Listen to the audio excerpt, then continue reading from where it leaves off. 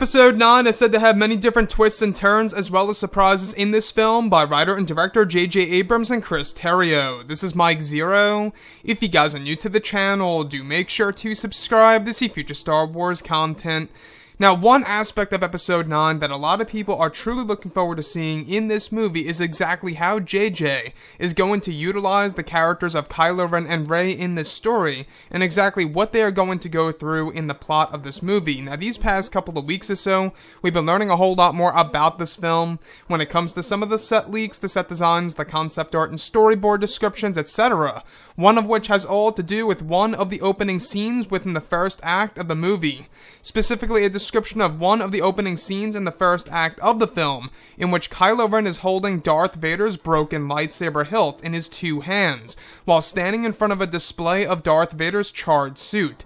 The next goes over Kylo sitting on his throne, examining Vader's lightsaber pieces that were provided by the Knights of Ren, where it's said that Vader's melted helmet rests on the arm of his throne itself. Another goes over Ren attempting to repair Darth Vader's lightsaber inside of his chambers on a table, however appears to be unsuccessful.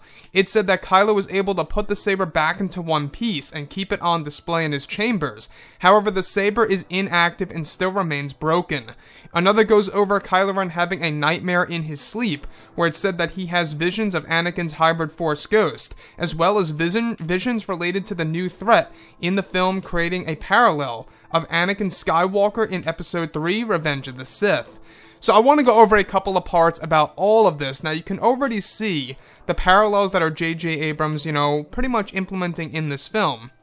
So first things first, the one that I really do want to go over, and the one of which that really does impress me the most, has all to do with Kylo Ren actually owning Darth Vader's broken lightsaber. Now, we heard about this a couple of weeks ago, about the Knights of Ren actually finding Darth Vader's lightsaber on their way back from their mission in the Beyond. So, Darth Vader, is going to be somewhat of a looming figure in this story, which is great news. I think that's something, what J.J. Abrams should do anyway, and it's a great way to honor the character without a doubt. However, Kylo Ren is actually trying to put the lightsaber back into one piece. He's essentially trying to fix and or repair it in Episode 9 in order to keep his grandfather's legacy alive. So, Darth Vader's lightsaber, I think that's the more controversial piece of the Star Wars franchise itself, is a lot of people are starting to question how in the world would Darth Vader's lightsaber even survive, or, even pretty much, be able to go through that blast of the Death Star itself. How would it even be able to remain, at all in multiple pieces? One would actually believe that it would just vanish into dust or just, completely vaporize. However, if you guys have read some of the canon material, you will know that a lot of crazy things can happen in the Star Wars franchise, such as Darth Vader entering the spirit realm and stuff like that. So, it really wouldn't be too much of a big surprise for Darth Vader's lightsaber to actually survive the fall of the Death Star 2 explosion and everything related to Return of the Jedi.